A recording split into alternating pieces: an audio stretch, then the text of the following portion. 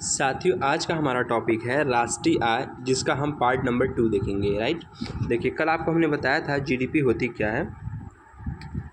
ठीक है, तो जीडीपी जो है ना, किसी देश की उत्पादन क्षमता को क्या करती है, बढ़ाने का काम करती है। राइट। तो जीडीपी का क्या काम होता है, किसी देश की उत्पादन क्षमता को बढ़ाती है। अब हम बात करेंगे एनडीपी, जिसको हम नेट डोमेस्टिक प्रोडक्ट बोलते हैं। ठीक, शुद्ध घरेलू उत्पाद बोलते हैं। राइट। एनडीपी यानी नेट डोमेस्टिक प्रोडक्ट। आइए इसके बारे में समझते हैं। देखिए, अगर बात करें एनडीपी की, तो हमने बताया नेट डोमेस्टिक प्रोडक्ट होता है। अगर हम बात करें नेट, जिसका अर्थ शुद्ध होता है ना, इसमें मूल्य ह्रास होता है, मूल्य में कमी या गिरावट।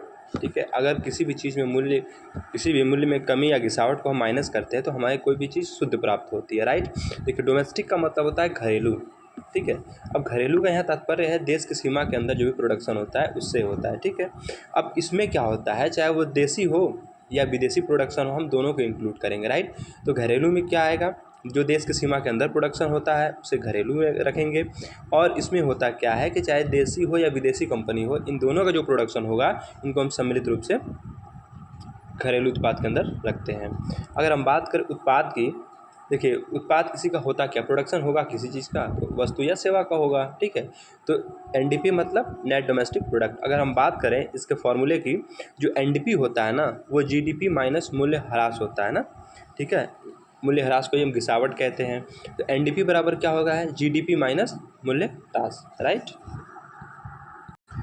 देखिए, अगर हम बात करें जो चीज़ें हैं उनकी गिरावट को कौन बताता है, तो जो चीज़ों की गिरावट को बताता है ना, वो वाणिज्य एवं उद्योग मंत्रालय बताता है। राइट। पूछता है एग्जाम में क्वेश्चन कि चीज़ों की गिरावट के बारे में कौन बताता है, तो हमारा वाणिज्य एवं उद्योग मंत्रालय बताता है। अगर हम बात करें क्वेश्चन की, देखिए क्वेश्चन पूछे कैसे जाते हैं, जैसे पूछ देगा कि हम एनडीपी प्राप्त कैसे करते हैं। ठीक है, क्वेश्चन है कि हम एनडीपी को प्राप्त कैसे करते हैं। तो एनडीपी को हम कैसे प्राप्त करेंगे साथियों,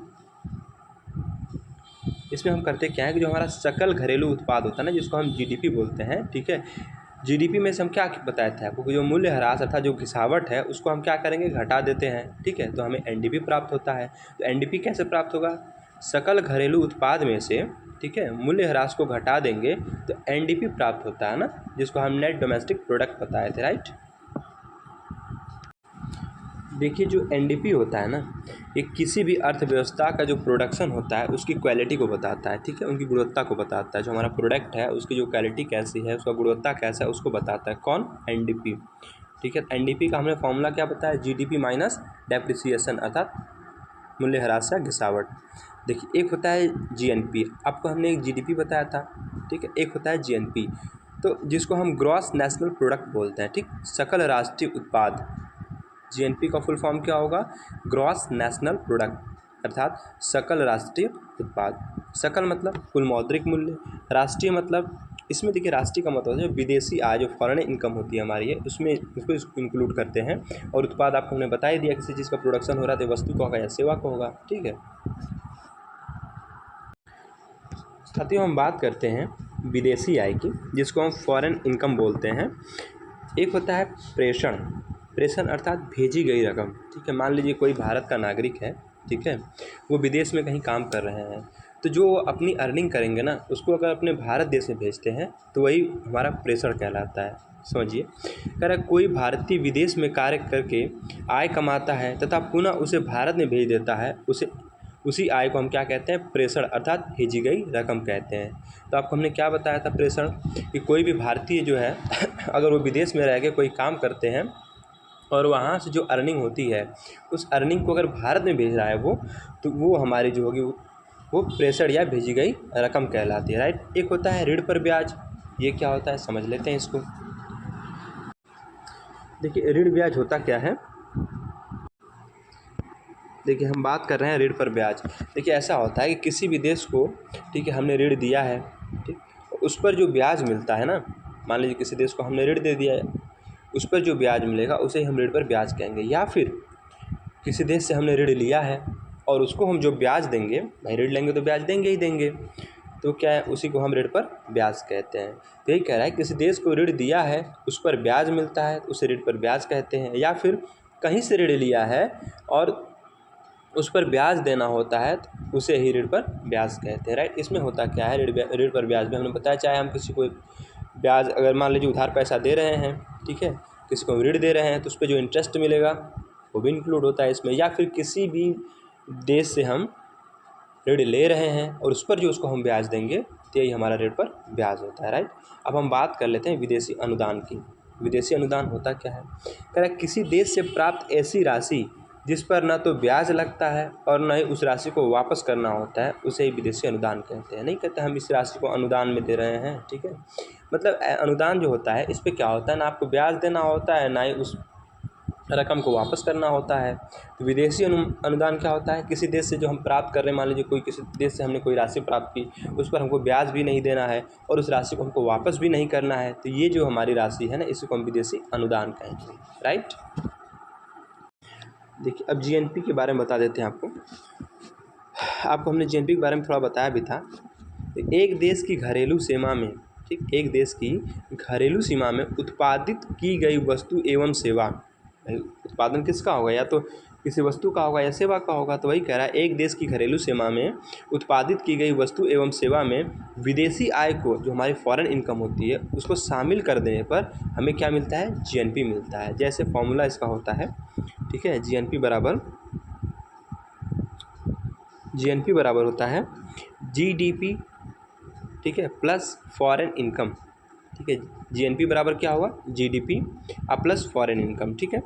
फिर अगर हम बात करें, या फिर ऐसे भी कह सकते हैं इसको, जीएनपी बराबर GDP plus X minus M. अब एक्स होता क्या है समझिए, भारतीयों द्वारा विदेश से प्राप्त आय, ठीक है, जो भारतीय हैं इनके द्वारा विदेश से जो प्राप्त आय होगी उसको हम एक्स मानते हैं। और जो एम होता है विदेशियों द्वारा भारत में अर्जित आय, जो विदेशी हैं वो हमारे देश में मान के चलिए कोई फैक्ट्री बैठा लिए, तो वहाँ से जो इनकम प्राप्त होगी, जो अर्निंग करेंगे, उसको हम इसमें से घटा देते हैं ना।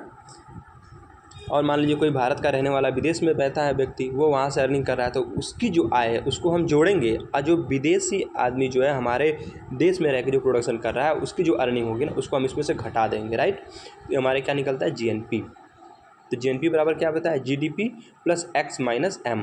एक्स क्या है, भारतीयों द्वारा विदेश से प्राप्त आय, जो भारतीय हैं विदेश से आय प्राप्त कर रहे हैं, ठीक है, विदेश में रह के, उनकी आय को हम जोड़ेंगे।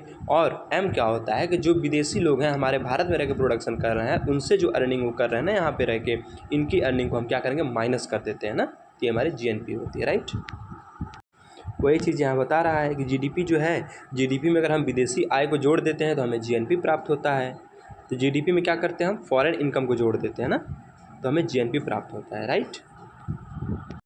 देखिए एक होता है एनएनपी, नेट नेशनल प्रोडक्ट बोलते हैं ना, शुद्ध राष्ट्रीय उत्पाद, ठीक है। शुद्ध मतलब क्या, मूल्यह्रास, जो हमारे डेप्रिसिएशन है उसको हम माइनस कर देते हैं भाई किसी चीज़ में से, तो हमें शुद्ध प्राप्त होता है। और राष्ट्रीय विदेशी जो आय होती है, ठीक है। और उत्पाद हमने बता ही दिया, उत्पाद या तो वस्तु या तो सेवा का होगा। तो एनएनपी बराबर होगा जीडीपी, ग्रॉस डोमेस्टिक प्रोडक्ट जिसको बोलते हैं, plus foreign income minus depreciation, मतलब घिसावट या मूल्यह्रास जिसको बोलते हैं ना।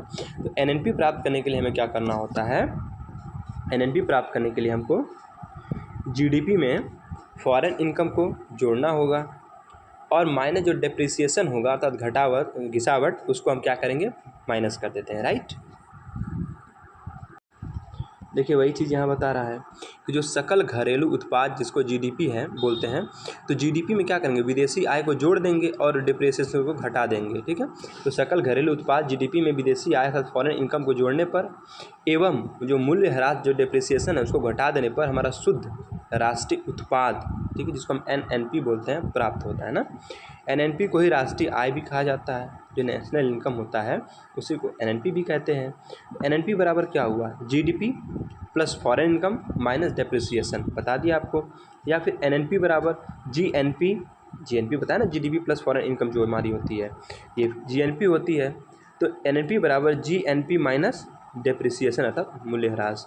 या फिर कह सकते हैं, आपको हमने जीएनपी क्या बताया था, जीडीपी में हम क्या करते हैं, फॉरेन इनकम को जोड़ देंगे तो हमें जीएनपी प्राप्त होती है। अगर एनएनपी प्राप्त करना हो तो वही जीएनपी को, ठीक है, जीएनपी में से हम डिप्रिसिएशन को घटा देंगे। तो एनएनपी बराबर क्या हुआ, जीएनपी माइनस मूल्यह्रास, ठीक है।